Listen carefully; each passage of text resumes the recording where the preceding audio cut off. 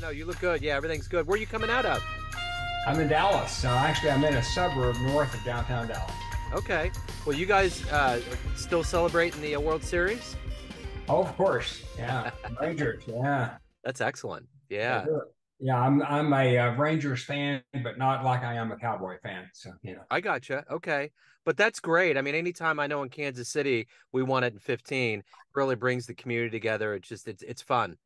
yeah, it is. It's a good time. Well, hey, it's great to meet you. And there's so many interesting things that go into who you are as an author, a realtor, a human behavioral therapist. But before we get into all of those and kind of peel back the layers, we went through quite a thing with the global pandemic for the last 3.5 years or so. How did you Sure. get through that time period and how did it change you? Well, I think the pandemic was like many things you would say that are macro events in our lives. And during the pandemic, I used that time to really reflect upon a lot of things. And in fact, in that time frame, I started putting together my outline of what I wanted to write in my book, The Architecture of the Real Estate Practice. And I started building that outline of what I wanted to write and really formulated a lot about what I wanted to do. And so I thought the pandemic, of course, it was tragic for everyone. And I think it was being a psychologist who believes in human behavior being connected with other people. Yeah. I thought it was severely damaging to our society to be locked down. And so the huge movement toward home office environments and working from home and distant working eliminated a social interaction that I thought was very important. You So I know, felt like there would be a backlash to that. And I think we saw that. well, I think even right now, I work as a technician, IT technician in a large school district, and these kids, that absence, just the kids that didn't go to school for that year and a half or 2 years, however long, it's been really bad. Well, I think Maslow's theory of need addresses the fact that you need interaction, you need people.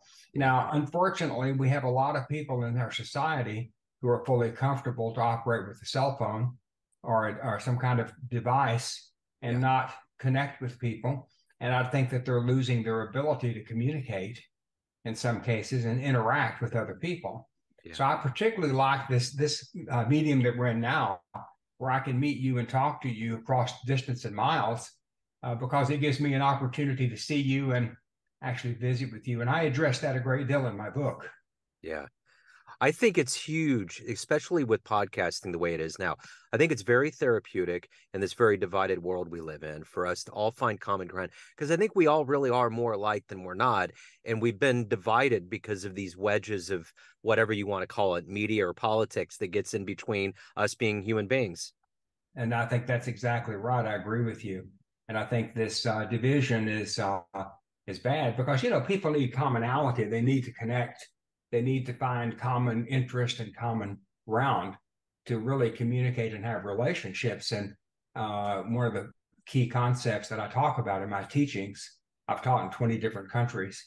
I've taught all over the world, and I've taught a lot about some concepts called self-disclosure and reciprocity, and being able to communicate with someone and disclose your feelings and what you're thinking, and then get reciprocal disclosures to build a relationship with that person. And that's difficult to do on a telephone, Yeah, it by certainly is. texting or by email. Yeah, it certainly is. I'll And, tell you a quick story about that if you don't mind. yeah, please do. Yeah. My wife and partner and I attended a meeting in the Dallas area where there were technology people presenting to us. This was before the pandemic. It goes all the way back to 2010. But in this meeting, they basically called us all dinosaurs. They essentially said that we were going to be extinct because we weren't addressing or adapting new technologies, texting, email, fundamental technologies. And there were several hundred people at that meeting, agents, real estate agents. And when we left that meeting, I said to my wife, Judy, I think we learned a lot today about what to do and about what not to do. And she said, what do you mean? And I said, well, the technologies that they're talking about certainly make us more productive, no doubt. Yeah. And certainly they shorten the amount of time we have to spend with clients, no doubt. But that's not what we want. We want more time with clients. We want more face time. We want more personal contact. So we went back and rewrote our entire business and marketing plan after that meeting. And yes, we adopted some of the technologies that they spoke about, but I'm a big believer in maximizing the amount of time you have to speak directly to and with a client. And that personal contact is how you build relationships. And those relationships must survive closing. I'm sure you know what I mean by that. The relationship, people think of real estate and things in life as a sales process, that you meet someone, you get to know them, you make a presentation, they buy something, and then it's over. Well, in real estate, what you want is the relationship to last for 15 to 20 years. Yeah. You want to have a relationship that requires or allows you to serve the client many times over. Yeah. And so one of the key things about being in contact with people, personal contact, is really finding out more about them, their family, their sphere of influence, so that you can be a part of their lives for many, many years. And that's why I say that the client relationship must survive closing, regardless of which sales field you're in. I get it. And I find in my life, I've bought 2 houses. Both the realtors have been good friends. It was a wonderful relationship. It was a very unique bond. And it goes into what you're saying. And it wasn't because we spent less time or we streamlined what we were doing. It was because we spent time and we got to know what we wanted to do. I knew very intimately that they wanted to know what our needs were, because when you go out as a realtor and you're looking at houses, you have to take all of those considerations in. How many humans, how many animals, where do you want to be? What do you want to do? How do you consume? How do you digest entertainment? Where do you want to be in proximity to, say, downtown Dallas? Like, all of those things go into it. And I find realtors to be as potent and knowledge-based as like a lawyer. There's an acumen that's a lot like that. They know a little bit about everything, if not a whole lot about a lot of things. And there's just a good rapport that goes into it. I've always loved realtors. And I never knew until I got into the process. It's been a fun thing, you know? Yeah. Well, I think that working with a client, and I write a lot in my studies and writing about the fact that you build a relationship based upon where the client is on their hierarchy of needs at that particular time. Yeah. And where are they on their pathway to self-actualization? Yeah. Which basically ties there to the concept that when a person is changing their where they are and their goals and aspirations, they have different needs. And those needs, you have to be in touch with them and be aware of when those needs and wants are changing. Yeah. And that allows you to serve your client over many, many years. I used a consultative, collaborative approach in my real estate business. And that was very different than a product-oriented sales approach. You know, I love the whole Maslow idea. I always use that, the hierarchy of needs and the apex of self-actualization. I can reference that all the time because it's really the basic elemental building blocks of where we are with our psychology and with how we kind of live our lives and what we go after. It's fundamental. You know, Joe, the subtitle to my book is The Psychology and Art of the Real Estate Profession. And I know that from your background there that you're also, and also read a little bit about you, I know you're very interested in the arts. Yeah. Yeah. And I think art and marketing are very similar. Yeah. And if you don't mind, I'll expound on that. I would love to hear why. Yeah.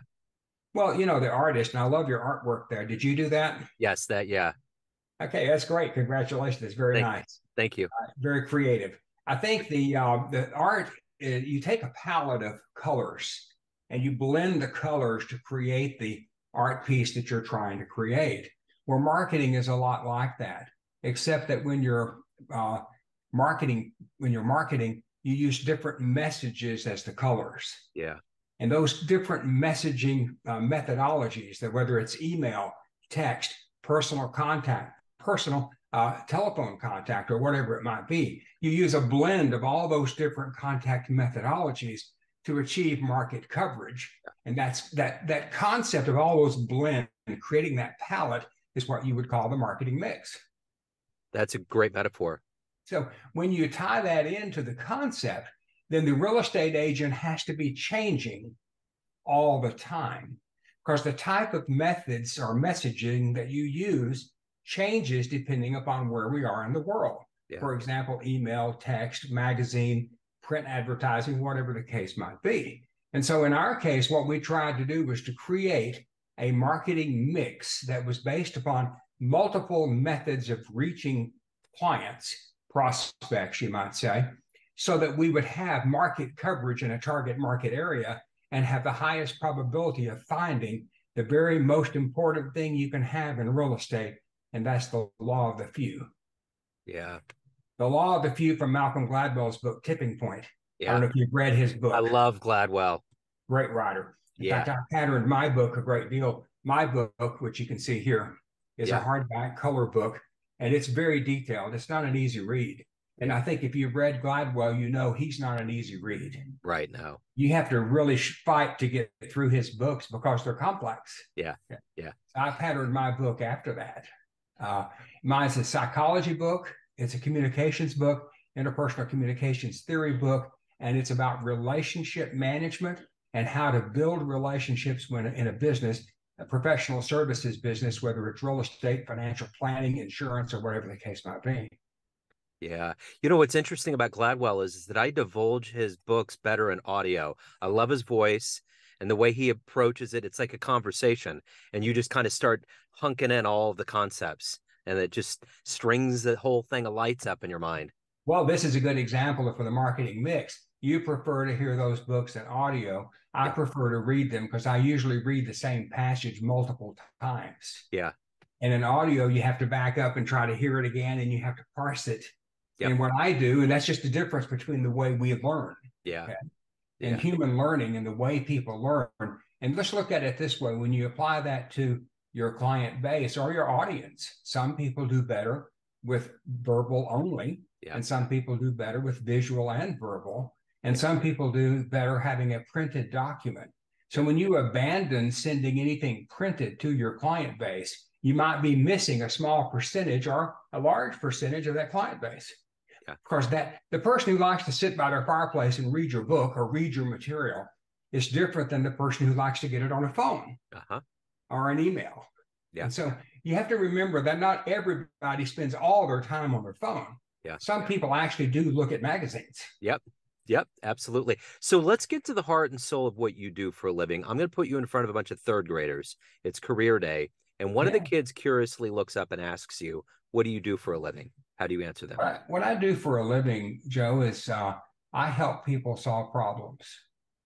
When someone's moving to a new area and they have no idea where they should be living, who their neighbors are going to be, where the schools are, where they're going to work, transportation issues, I help them solve a problem. I don't actually sell homes. Okay. I help people solve problems. And as a problem solver, I'm there for them for many, many years. Many of my clients I've worked with for 15, 20 years. Wow. And done multiple transactions with, and they've referred me to their family and their friends. So for example, Joe, if speaking to a third grader, if when you grow up, you may need help, and your mom and dad, I hope, will refer you to me and say, let Mr. Sonny help you. Yeah. And that's absolutely the relationship you want to have with your client. You want to have that trusted relationship where they want you. They want to help you. They want you to help their family, and they want to do the most important thing to be successful in real estate. They want to open the doors to their sphere of influence, the people they know and the people they want to refer you to those people because they want them to have the same experience they had in working with you. And that's what it's all about. So when you were, go ahead. That's all right. When you help people solve problems, you're not selling a product. Right. The natural result of you helping them solve a problem, identify where they should live and how they should live and where they want to be close to. They buy a home, and that's a result of you helping them solve a problem. That's not the pathway that you're seeking. You don't try to sell homes. Yeah, that's great. That's well said. So when you were in the third grade, what did you want to be when you grew up? I wanted to be a professional football player. Okay. Did you play? I did. I played for a defensive tackle for a national championship team, Abilene Christian University. It was a small college team. And I started for 4 years and went through a lot of injuries, 2 knee replacements, a hip replacement, a few things like that got in my way. And as a result, I didn't get to realize my dream of playing professional football. but I did get to accomplish a lot of great goals. Yeah, for sure. What did that feel like to be a part of that, kind of win a championship? Great question, because I just went to a 50th anniversary of the teammates that I had on that team. Yeah. And there were 24 other teammates that made it to that meeting, that celebration. And it was great to see them all and learn and reconnect with people that maybe you haven't talked to in 20 years, 30 years. Wow. And that was an absolutely fantastic time. And Abilene Christian University invited us down for a big celebration and to attend a ball game, which was great fun. And I was very glad my team won. So Yeah, that's it.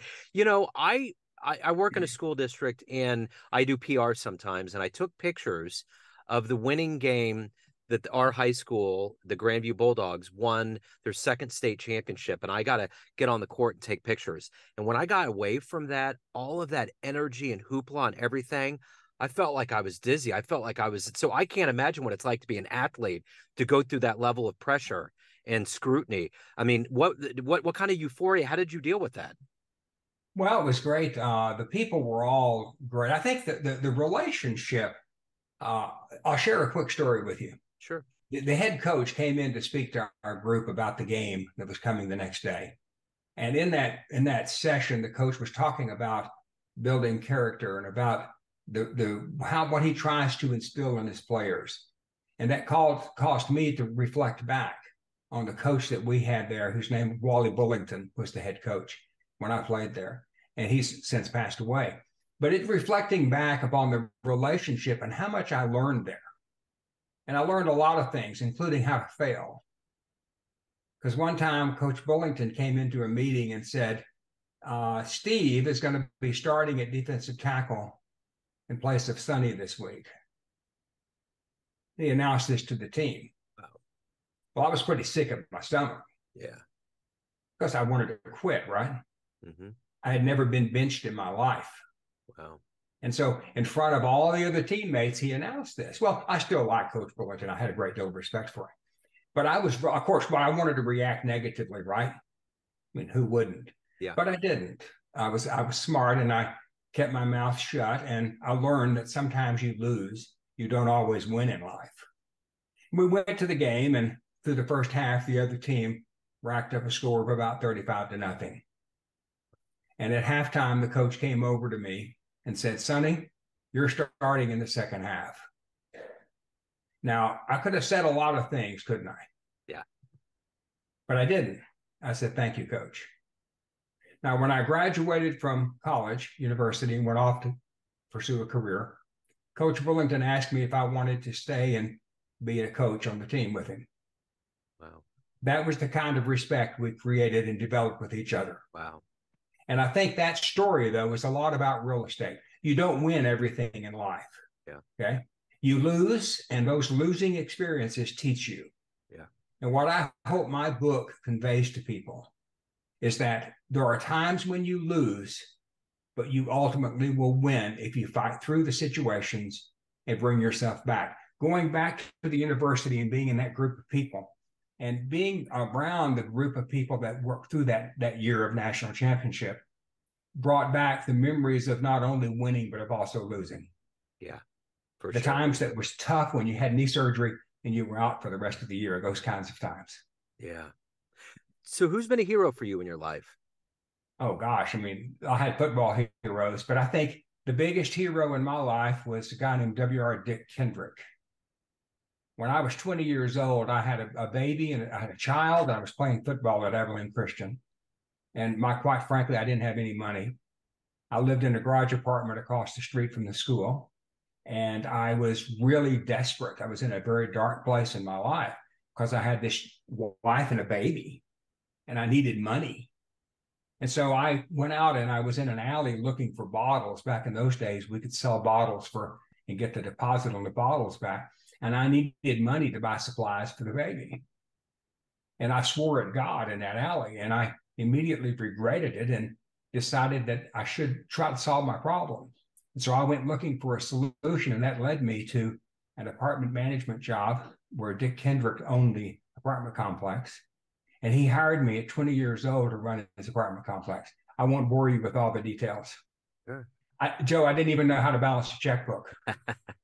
But for some reason, he met me, and in about 30 or 40 minutes, he's intuitively decided that I'm the person that he should invest in.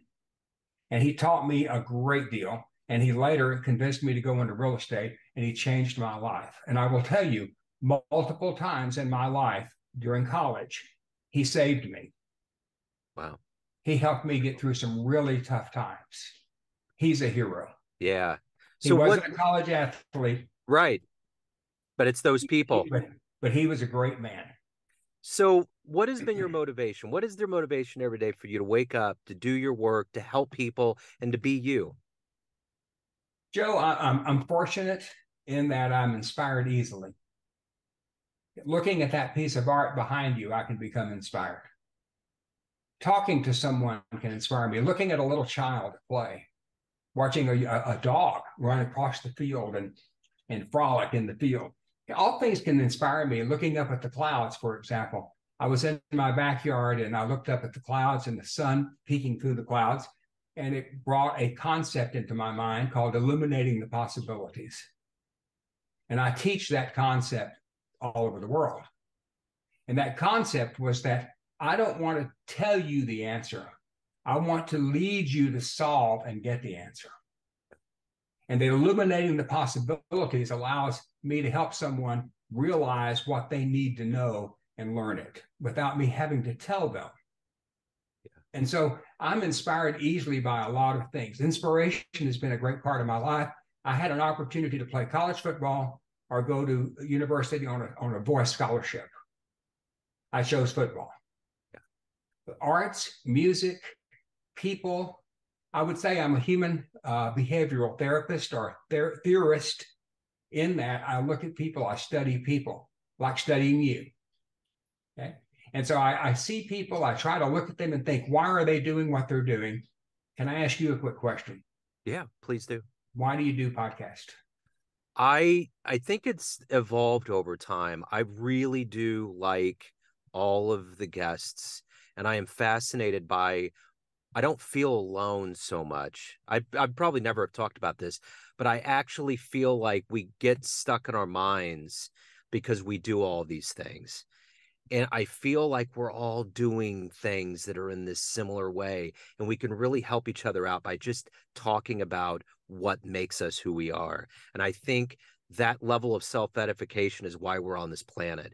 We're here to connect, and it's more magnified now post-COVID than any other time.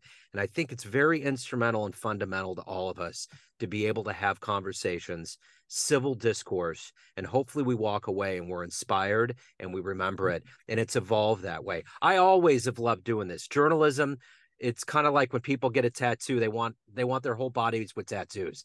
Journalism is one of those things that when you get in there, you become a part of that. So anyway, it's a long answer, but that's kind of how it is. No, you know what? You gave me insight into you and your life, and I appreciate that. Yeah. And that's what connecting with people is all about, isn't it? Yeah. Yeah. Well, and you have that real level of, like, I feel like when I've been with my realtors, there's a level of the way that you interact that's a lot like the way they interact. There's listening, and then there's hearing. You know, there's differences in all of that. So it all makes sense. You know, as somebody that was a football player and a sports fan, if you could go back in time and see one sporting event, one game with your own eyes, where are you going? One game. Oh my gosh. I think I would watch a triathlon or something like that. Okay. Or maybe the Boston Marathon. Yeah. Because I want to see how that person deals with the 21st mile. Yeah. I want to see when they get to the point where they're absolutely overwhelmed with exhaustion. Yeah. And yet they know they have another 4 or 5 miles. Yeah. How do they rise to the occasion? How do they overcome? Yeah. Okay. And I think that being able to watch someone when they're at the 21st mile and see the expression on their face, and I'd like to be close enough to hear. And I'd like to be able to hear them saying to themselves, I can do it. Yeah. That's where how close I would like to be to that. So it's probably a strange answer because I've been to No. a Super Bowl. I've been to a Super Bowl and I've been to a lot of different sporting events. But I'll tell you, I think the marathon is a great way to do it, or a triathlon or something like that, where someone is pushed to the brink where they don't think they can go on, but somehow they dig down and find it in their souls and in their bodies to keep going. Yeah, absolutely. I love Have that you ever answer. been there before? I used to be a long distance runner, so I remember that moment at the end. We Yeah. used to have this course in high school where there was a flagpole and there was a place called Swope Park, and you always would go up and around that flagpole on the last stretch. That was it. That was the moment where you were like, I'm either going to do this or I'm not, and you went. You gave everything that you practiced for that previous week, month, or year, and you put it all out there in the wind. So And it's a where good you thing. said, I can't do it, I can't do it, I can't do it. But somehow you got yourself turned around and said, I can do it. I got it. And that's what I want people to understand. There's not much in life that's easy. Yeah, right. I watched my wife go through a severe stroke 7 years ago. And I've watched her for 6+ years doing therapy every week for 6+ years. And I watched her pull herself up to the point where she can do things that she never thought she would do again. And I didn't think she would do again. And that inner spirit of the human soul, what's inside the human being, is what really makes me tick. It's understanding people. Yeah. And I think when I look at her and see what she's accomplished in this period of time, from having gone through a very devastating stroke, she still can't use her left arm or hand, and she's working on getting there. Yeah. She'll get there. Yeah. And that's the beauty of therapy. It's that snail pace that you got to go through. My son's on the spectrum and he's going to be 19 this week, and he couldn't talk for Oh. He did sign language for a while. I think he wasn't until he was 5 or 6 that he had some level of like vocabulary. But I remember I used to pull the speech therapist aside. She'd come in the home and I was like, just tell me, just lay me straight so I can be ready. Is he ever going to talk? And she's like, oh yeah, he'll talk. I didn't believe it. Now he won't stop talking. Joe, I'll tell you another quick story if you don't mind. Oh yeah, please. I'm over with a client looking at his home to think about putting that home on the market. And his son was on the spectrum, rather severe. Okay. And his son had never really talked to anyone, at least not strangers, not people like me who were in the house. Yeah. He might have uttered something to his mom or dad. Okay. Yeah. But we're out on the front porch and my client is saying goodbye to me. And the little boy starts singing. And it was a little nursery rhyme type song. And my client and I, his name was Mez, we both looked down because he had told me that the child had never really spoken. Yeah. And the little boy is singing this song. And I said, is that new? He said, he's never done that before. Wow. Now, talk about inspiration. Yeah. So I'm with you there on your son's development and having him grow and be able to do that. That's great. That's amazing. So let me ask you this. Everyone has a perception of you, family, friends, clients, colleagues, but you run the show. What's your perception of you? Who do you think you are? Well, I think I'm a mush. I think I have been very tough in my life at times when I needed to be, but I think I'm a very emotional person. I think I'm very sensitive. Now, you shouldn't be highly sensitive and become an author. Right. Because you're going to have at least 50% of the people probably say they don't like your book. Okay? Yeah. Right. So, but I think that learning to deal with disappointment, learning to deal with criticism is essential. Yeah. And I think I use a term in the book of someone has to be able to step out of their body and look back at themselves and be honest. Yeah. Look at themselves in self-inspection and recognize their strengths, their flaws, and be willing to face those things, the flaws particularly. By the way, it's very interesting when you study people that many people, when you ask them to tell me what's great about you, they can't do it. They're difficult for them to tell you. But if you ask them what's wrong with you, they'll tell you everything a mile long. Okay. But people are hesitant to be open about what they think is great about themselves. Okay. Yeah. So I think I'm probably emotional. I'm probably much more of an emotional person and I think a lot of football players are very emotional. A lot of athletes are very emotional. But I think it comes with being driven to accomplish something. Nothing in life is really easy. And people get the idea that they can go into a business or something and be successful with little effort. That usually doesn't happen. Right. And some people who are highly charismatic, highly intelligent, who go into a business and fail are devastated. So you have to be willing to accept the fact that life's not easy. Right. That's right. Sonny, if anyone wants to pick up the book, hire you, learn more about you, where's the best place to go? Realestatebook.org. The name of the book is The Architecture of Real Estate Practice, the Psychology and Art of the Real Estate Profession. But I'll tell you, it's about people, it's about relationships. Realestatebook.org. And if they just Google me on Google, just put in Sonny Moyers author or Sonny Moyers Realtor, either one, they'll get a whole list of references, phone numbers, and everything. So I'm very public. You can't be a real estate agent and be private. Yeah, right, exactly. Yes, absolutely. Sonny, you got a radiant soul. Sir, thank you for your story. Thank you for your time. Best of luck with everything. Thank you so much. I thoroughly enjoyed it. And thanks for sharing those things about you that are special, okay? Absolutely. Thank you, Sonny.